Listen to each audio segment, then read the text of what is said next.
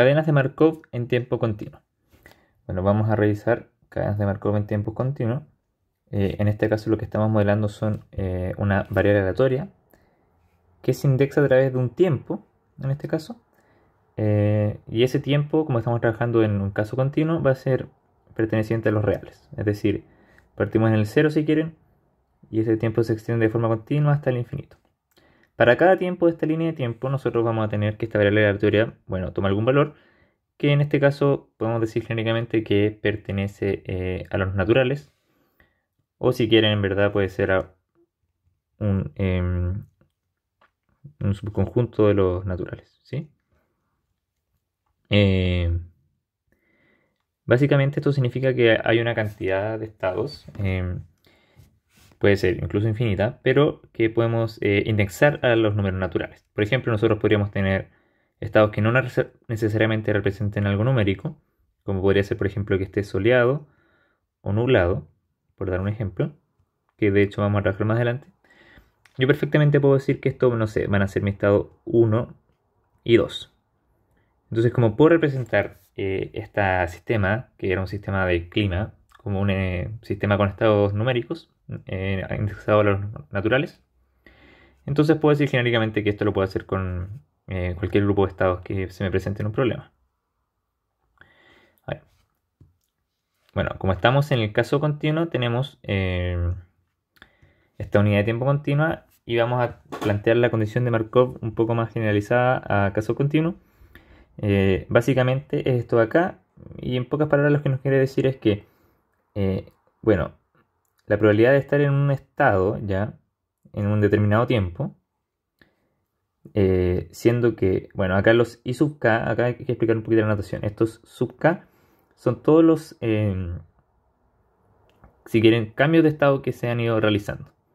Entonces esto significa que, por ejemplo, yo en el tiempo t sub k, el t sub 1 fue el primer estado en el que estuve, luego el t sub 2 fue el segundo estado en el que estuve, que fue I2, el t sub 3 el tercer estado en el que estuve, etc. Entonces, si es que yo tengo la historia de todos los estados por los que he estado, el único estado que me importa, que va a influir en mi probabilidad, va a ser el inmediatamente anterior, ¿sí?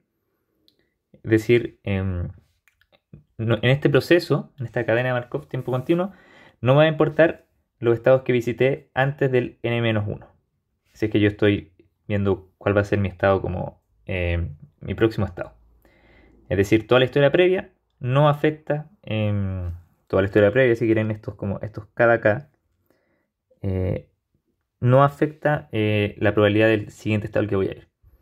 Y acá un poco ya más prácticamente cómo aplicamos esto, simplemente lo que hacemos es plantear otra variable aleatoria que mide el tiempo en que yo abandono un estado I, ¿ya? Esto es cualquiera de los estados posibles. Y la gracia es que esta variable aleatoria va a distribuir exponencial con tasa, bueno, con esta tasa, B sub I, ¿sí? Esto es planteado súper genéricamente. Y la gracia de esto es que al tener la exponencial tenemos la propiedad de pérdida de memoria. Entonces básicamente lo que vamos a ver es que en una cadena Markov, sea cual sea el tiempo que haya pasado, ¿sí? Por ejemplo, no sé, tenemos dos estados, un estado A y un estado B, con transiciones entre ellos. Sea cual sea el tiempo que yo haya pasado en A, esto es importante, como el tiempo en que abandono este estado distribuye exponencial, siempre va a distribuir exponencial. Es decir, por ejemplo, si han pasado 3 segundos, el tiempo en que yo abandono este estado y paso a B sigue siendo exponencial, ¿sí? Eso, bueno, lo demostraron anteriormente, pero básicamente se cumple por la forma de la función de densidad de la exponencial, ¿sí? Ya. Bueno, y luego vemos también que definimos esto, que van a ser las probabilidades de ir a los distintos estados. Es decir, si yo abandono I a los distintos estados J, bueno, yo tengo la probabilidad de ir a estos estados. O sea, acá tengo un tiempo que distribuye de forma aleatoria con exponencial en que yo abandono el estado I, y una vez que abandono además van a haber distintas probabilidades de irme a los distintos estados. Esta es una de las formas en que podemos interpretar cadenas de Markov. Y bueno, finalmente, como para modelar esto, podemos definir una matriz de intensidades que nos van a servir más adelante para calcular probabilidades estacionarias.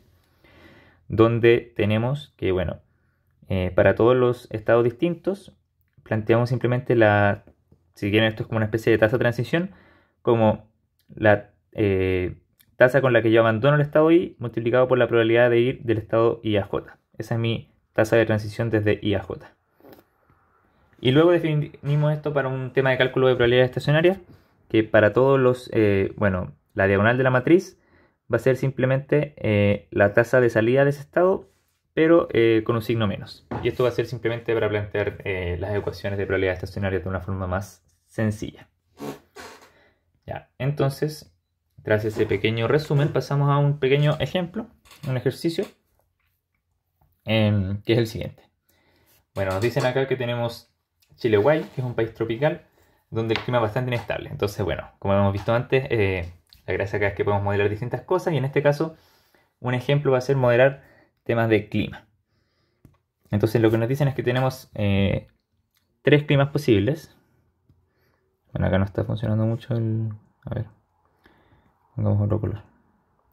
Tenemos 3 climas posibles, que van a ser soleado, nublado y lluvioso, ¿sí?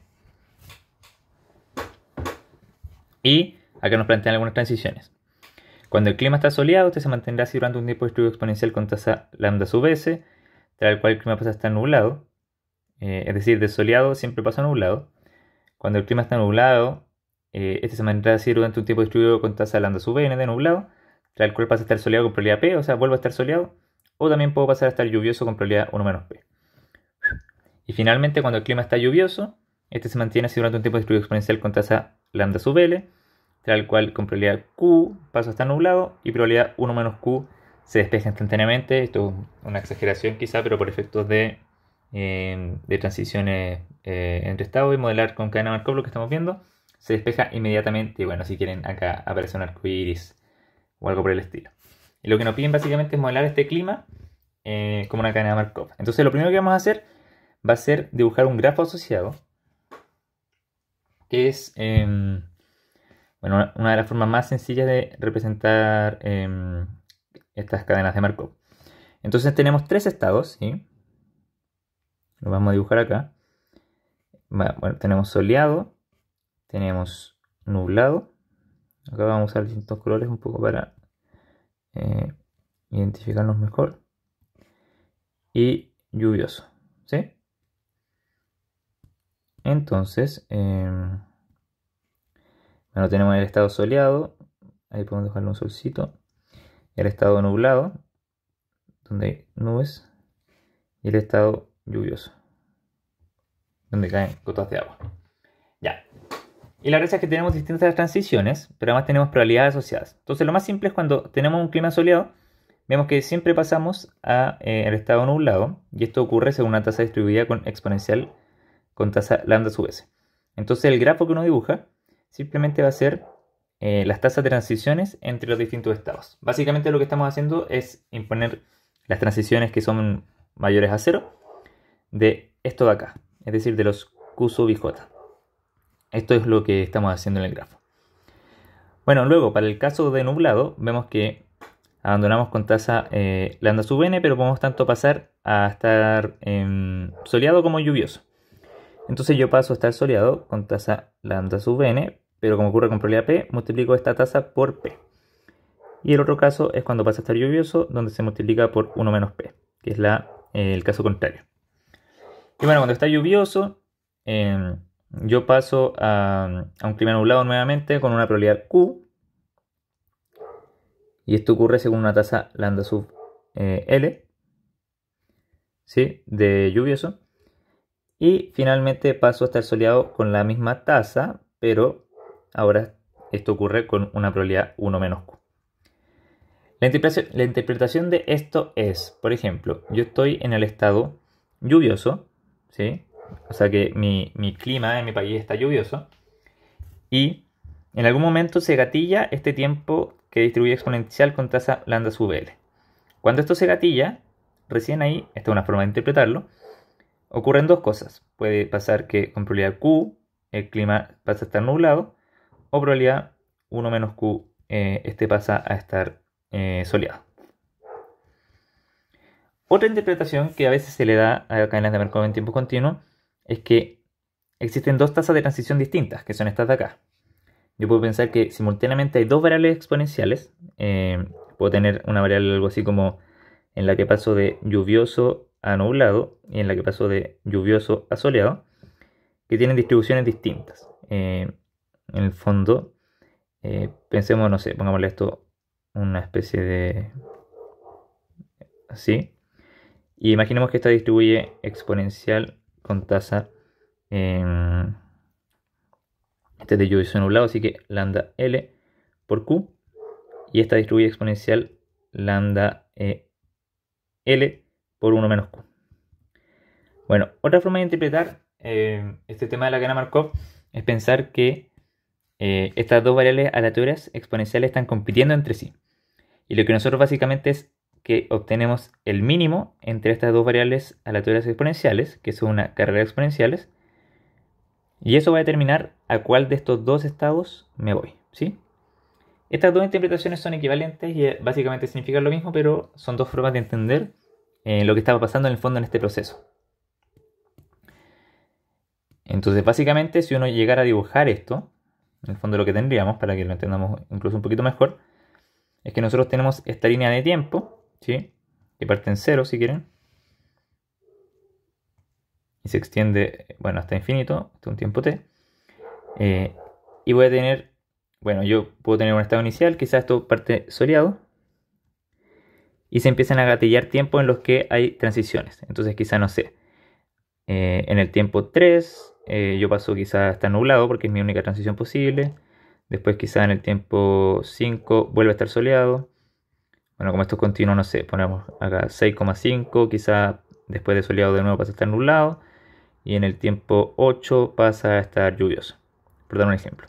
Entonces esto es básicamente lo que está pasando en la cadena Markov. Yo estoy permaneciendo en un estado por un tiempo continuo hasta que se gatilla una transición a otro estado.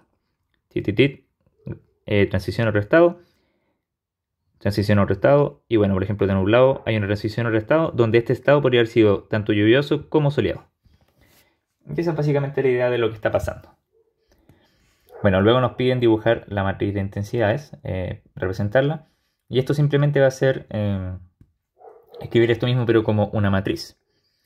Esto es muy simple, simplemente podemos decidir arbitrariamente, como hemos visto, indexar cada estado a un número natural. Entonces pensemos, la componente 1, 2 y 3 podría ser quizá la componente primero soleado, ¿sí? Después nublado y después lluvioso, ¿sí? Esto va a ser nuestras componentes 1, 2 y 3 de la matriz.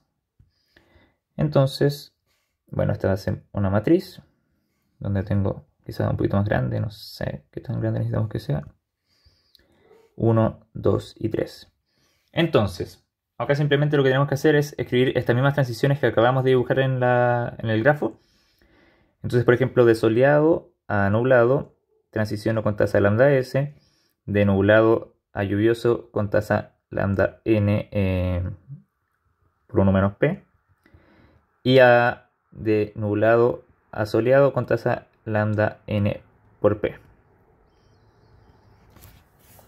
Y finalmente, lluvioso, bueno, paso de lluvioso a nublado con tasa lambda L por Q.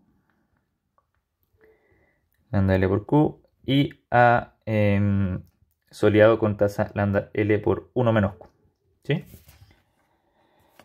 Ya, perfecto. Y ahora lo único que nos falta es, bueno, ya esta transición no existe. Y la diagonal simplemente van a ser las tasas de salida. Entonces, esto es menos lambda S, esto es menos lambda N y esto es menos lambda L. Bueno, una forma de corroborar que esto está bien es que simplemente dentro de una fila, la suma de los componentes distintos de la diagonal tiene que ser igual a menos la diagonal, que en este caso se cumple. ¿Sí? Bueno, eso es lo que nos piden en la parte A. Y ahora nos piden que justifiquemos la existencia de probabilidades estacionarias y en caso de existir describa las ecuaciones para poder encontrarlas. Bueno, entonces, para que existan probabilidades estacionarias,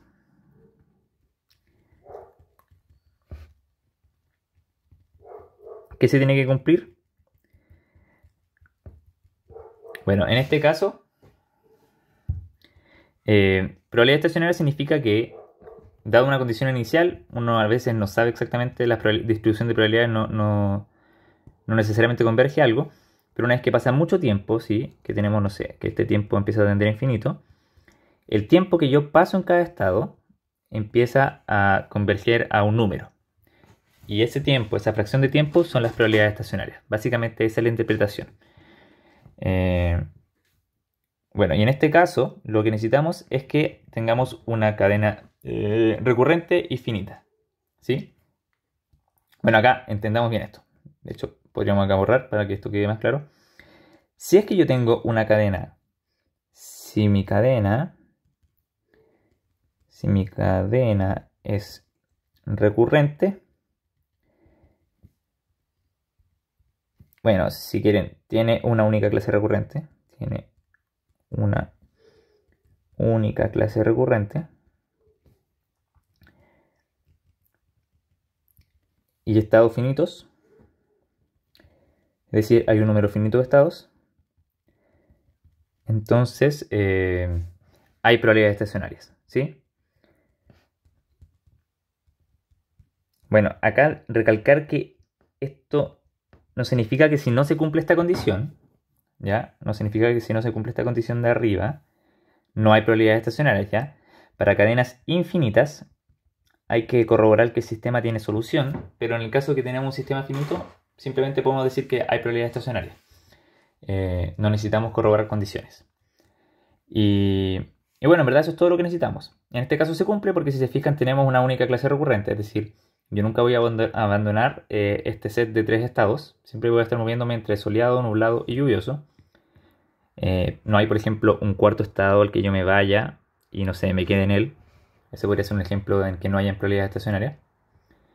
Por ejemplo, si yo tuviera un cuarto estado y otro cuarto estado desde acá, algo de este estilo, donde habrían dos clases recurrentes. En este caso hay una sola clase recurrente, entonces hay probabilidades estacionarias. Y la ecuación que sirve para encontrarlas es plantear pi por q, ¿sí? Y la suma de cada pi sub i de los i pertenecientes a los estados va a ser igual a 1, ¿sí? Y en este caso, ¿qué es pi? Bueno, pi es un vector de probabilidades donde se asocia cada componente a uno de los estados. Entonces en este caso simplemente podríamos pensar que esto es pi sub 1, pi sub 2 y pi sub 3, donde bueno, pi sub 1 está asociado a soleado, pi sub 2 a nublado y pi sub 3 a lluvioso. Y bueno, esta ecuación entonces simplemente va a ser plantear esto y si quieren podemos escribirlo, esta multiplicación matricial que va a ser algo así como pi sub 1 por pi sub 2, pi sub 3, esto de acá, multiplicado por la matriz Q que habíamos escrito anteriormente. Bueno, acá la podemos copiar, veamos si esto no funciona. A ver, copy. Sí, entonces, bueno, primero borramos acá esto de acá.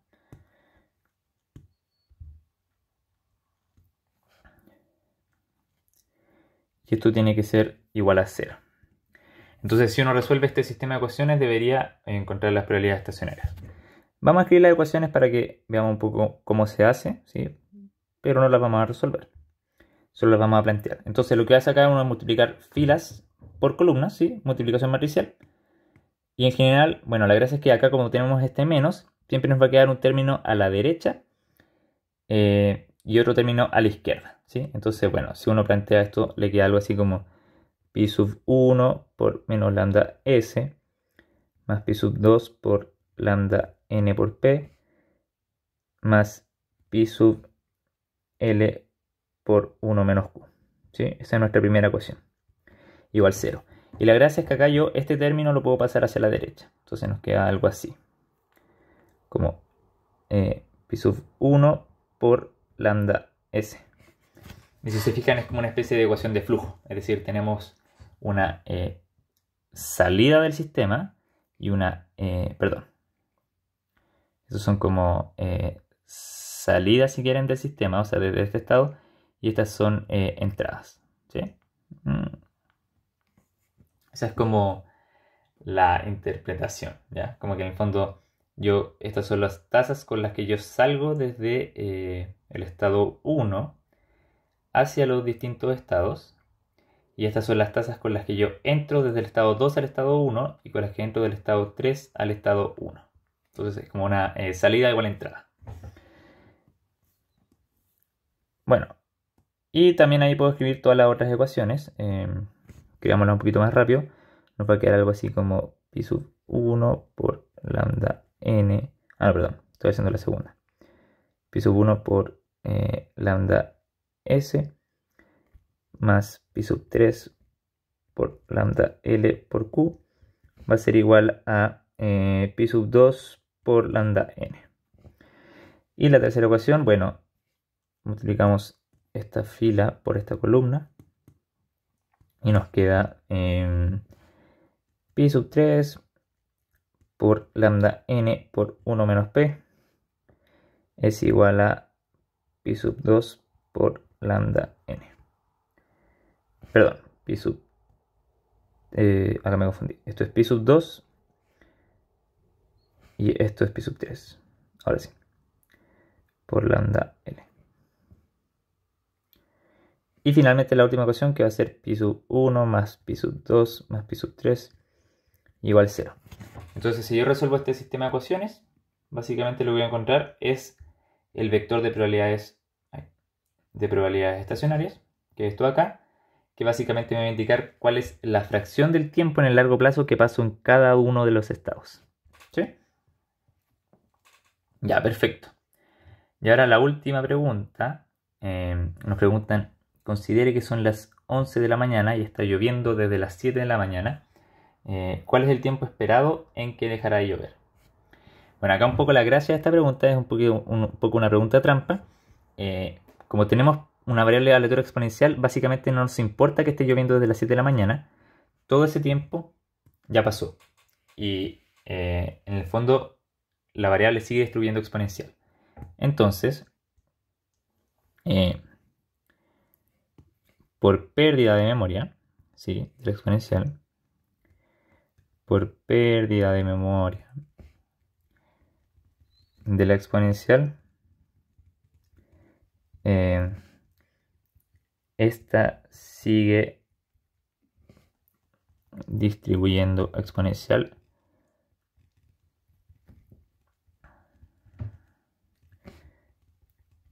cuando ya pasó un tiempo, ¿sí? Ya pasó un tiempo. Y bueno, nosotros tenemos esta variable aleatoria que básicamente determina... esto era cuando estaba nublado, ¿verdad? Ah, no, lloviendo. Bueno, tenemos esta variable aleatoria que determina el tiempo en que deja de llover, que distribuye con tasa exponencial tasa lambda sub L. Entonces, básicamente, el tiempo esperado va a ser simplemente la esperanza de esta variable aleatoria, ¿sí? Y la esperanza de una variable aleatoria exponencial simplemente va a ser 1 partido la tasa, ¿sí? Esto también lo pueden demostrar con la definición de esperanza, pero es un resultado más o menos conocido.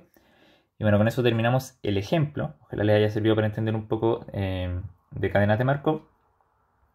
Y cualquier pregunta que tengan, no duden en hacerla.